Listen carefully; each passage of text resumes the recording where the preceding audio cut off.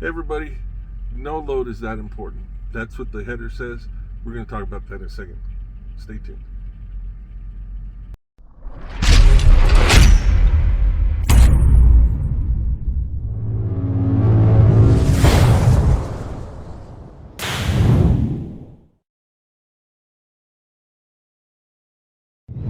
Hey everybody, this is Rick, also known as Duke City Double Dog. Today is the 30th of June 2022. I am in Sidney, Nebraska. I am parked at the Walmart for the night.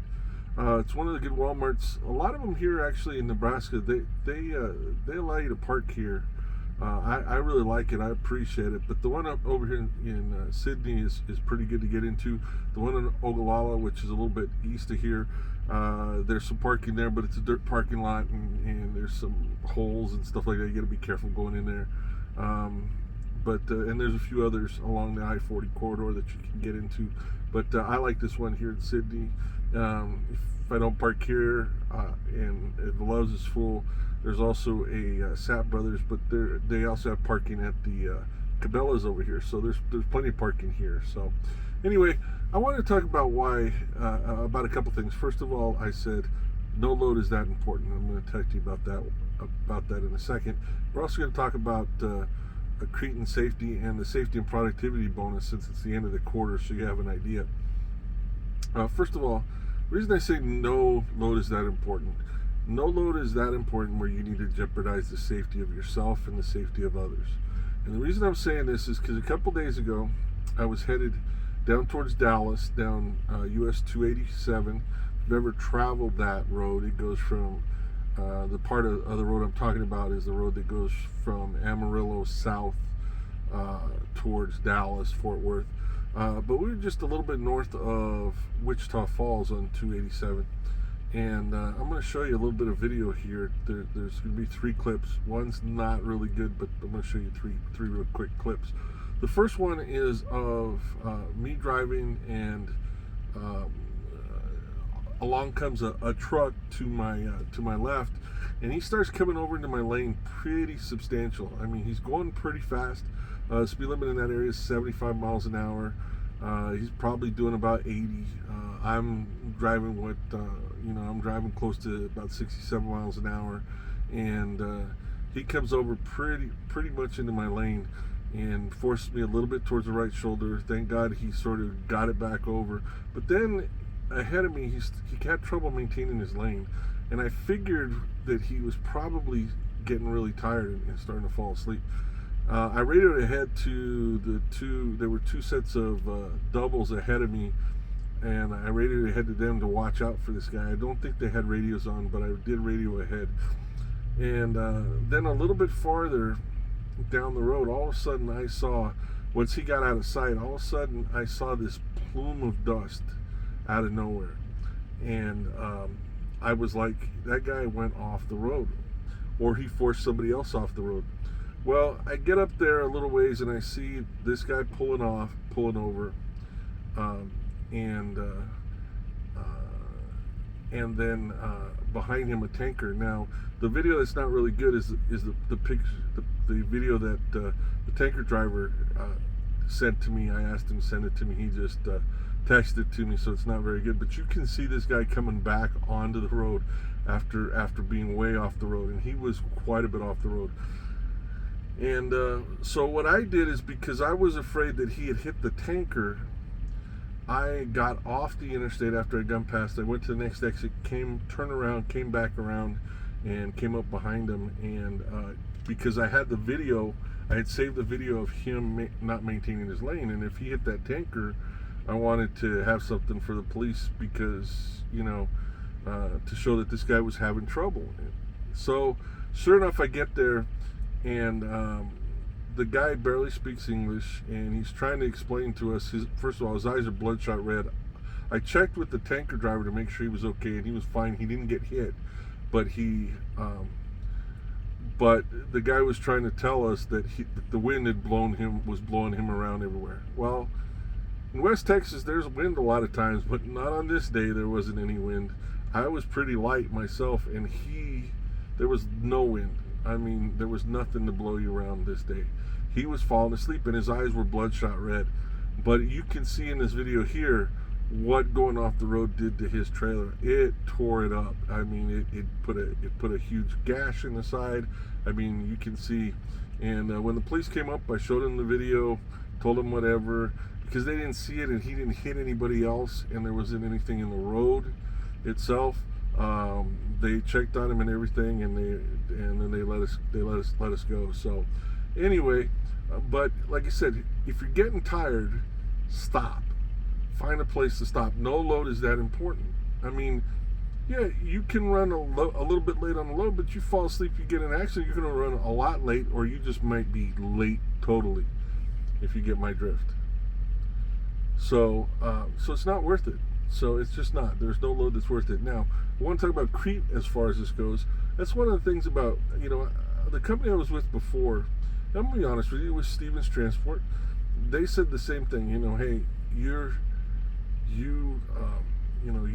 the captain of that ship. If you don't feel safe, you just pull it off, let us know, and you stop whenever you need to stop and whatever. We're not going to force you into there. Now, they said that, and there were a few times when I didn't feel safe for one reason or another. The roads, myself being tired, maybe I didn't sleep the night before. I use a CPAP machine, maybe I fell asleep without using it, and I feel it when I don't use it. So that kind of thing. And there were a couple times where I got a call from somebody, not my driver manager, but from somebody in operations going, "Are you sure you can't run this? We really need to get it there," that kind of thing. And I'm just like, you know what? No, if you want to come send somebody to get it from me, then that's fine. But I'm not moving this thing because I don't feel safe to move it. Now, the one thing with Stevens, which you always used to do, is say, if they pushed it again, then you said, okay, let's get safety on the line and let's talk it through with them. As soon as you said that, they let it go. They were not going to get safety involved, but they were going to try to push you a little bit. But it was very rare. But it happened. Okay. Here with Crete, one of the things that they've said the same thing. You're in charge of that. You are in charge of that. Whatever you decide, we want you to be safe. And the one thing that I really appreciated is when they said, look, if you make that decision, there is nobody at corporate that will second guess you. You decide that. You just let us know. That's the only thing they ask. You let us know what's going on so we can get with the customer and let them know what's going on. And they've been 100% straight up with that. It's too, I've been in rainstorms where it's too bad to move, snowstorms where it's been too bad to move, where the roads look too bad, where, all sorts of things like that, But if I've ever had to say, hey, I'm shutting down for safety, never been a question. The only question they ever said is, okay, give us an idea when you're going to be able to get moving again. And I would, and then they would say, okay, if it changes, let us know. That's all they would say. That's it. That's the kind of company that I like. And I'm sure there's a lot of other companies like that out there too. But as far as Crete, I can tell you, no load is that important. And they will tell you that over and over again. No load is that important to risk your own safety or the safety of others. So I appreciate that. Okay? So that said, I want to talk a little bit about the other thing I was going to talk that I mentioned I was going to talk about. It's the end of the quarter. Today is June 30th. It's the end of the second quarter. Our safety and productivity bonus. Now, right now, the safety and productivity bonus for Crete is 4 cents per mile. Now, that is a temporary thing. It's supposed to go through at least September like that, but because during the pandemic and everything, they raised it. It used to be 2 cents. I don't know if they ever did 3. Now they're doing 4. It could go back. I don't know. So, for right now, it's 4 cents a mile. But this is the first company that I've talked to people about that really wants to help you. They want you to get that bonus. There's other companies that find reasons for you not to get a bonus. This company wants you to. And there's basically, and I'm going to talk to you about what I do, the fleet that I'm on. I am OTR, over the road, 21 days, 48 states, unrestricted. What does that mean? That means that I'm going to stay out at least 21 days. I can go to any of the 48 states, and it doesn't matter. I'm unrestricted. I can go anywhere. Okay? that's the fleet that I'm on. This is what I'm going to tell you what the guidelines are is for that fleet. There are different guidelines if you go to Shaffer, because of the nature of reefer, the numbers are different. If you're driving team, the numbers are different. If you're on one of the different dedicated fleets, the numbers are different. But I'm going to talk to you about OTR because that's what I know. So, in order to be eligible for your safety and productivity bonus every quarter, and it's by quarter, you need to have no accidents, okay? No major accidents, no major issues like that. Your total safety points need to be below 12 points, less than 12 points, okay? Now, you get negative safety, or you get safety points, by having incidents, or by having, log violations, all sorts of that, hours of service violations. You can get safety points where that number goes up, okay? But you can also get negative safety points at the end of your year when they do your review. You can get negative safety points. Negative safety points are actually good, okay? You want the number to be low. It's sort of like golf. You want that number to be as low as possible. You can get negative safety points by getting good DOT inspections, by doing certain kinds of training, all sorts of stuff like that. But you can get that number down. Now you have to be below 12 points, okay? I think it's below. It could be 12 points, but I think it's below 12 points. And you have to have at least 30,000 miles. Now, when I talk about 30,000 miles, now it's 30,000 dispatched miles. What does that mean? Well, anything you're dispatched on during that quarter. So, like for right now, okay?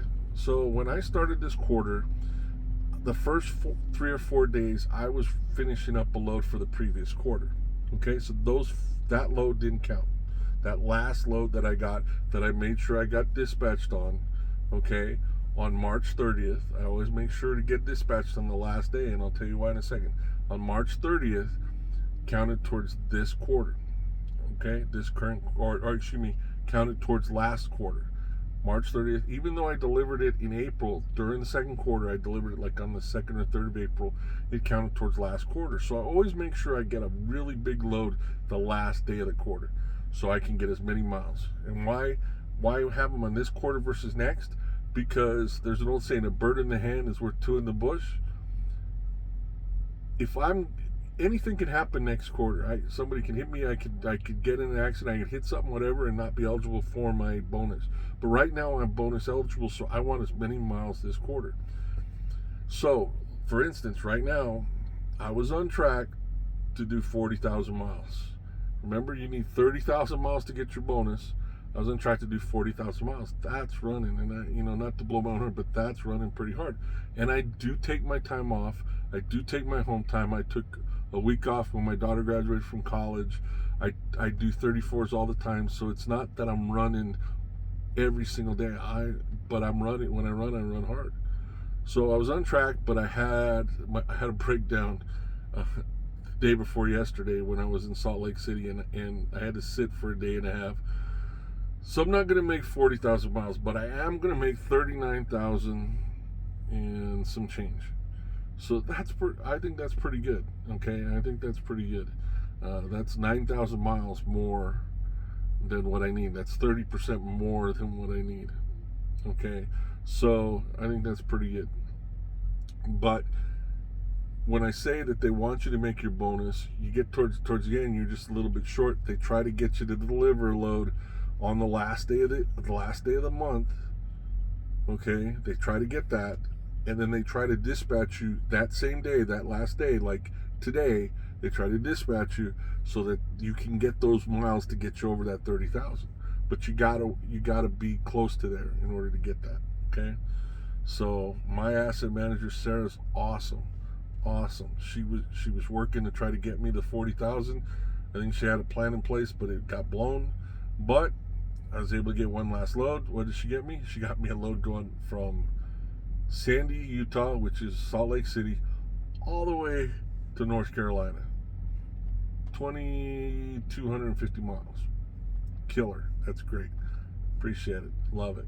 So anyway, safety is important, but you can't get the bonus without being safe, and it's a productivity bonus, so you got to run the miles as well. I don't know that the other factors are involved in there as far as I don't believe that the numbers as far as your fuel compliance and that regarding that are part of it. That's all part of your evaluation towards the year. So anyway, be safe out there. It is going to be the 4th of July. Be safe on the roads. I'm going to be out on the road during the 4th of July. Please don't drink and drive. Don't do anything stupid. Make this a good 4th, and we'll see you down the road. Okay, if you have any questions, please leave me a message down below. I'll try to get back to you, or you can email me. If you have been driving for, I think, let's say even 6 months, and you're interested in Crete, send me a message down below. Give me your name, your phone number, where you live, and that way I have an email for you, and I'll get it to somebody to get a hold of you. I know usually we take people at a year, but I know in some cases they've taken people a little bit earlier. But please let me know. Crete and Shaffer, great companies to work for. Hunt as well, if you're interested in flatbed, great companies to work for. So come join us. We can always use really great drivers. We've got a lot of them now, and if you're one of them, come join us. The money's great, the perks are great, and come see us. Anyway, you guys have a good one. This is Rick, also known as Duke City Devil Dog. I'm in Sidney, Nebraska. I'm driving for Crete Carrier Corporation. I'm psyched. You guys have a good one. I will talk to you next time.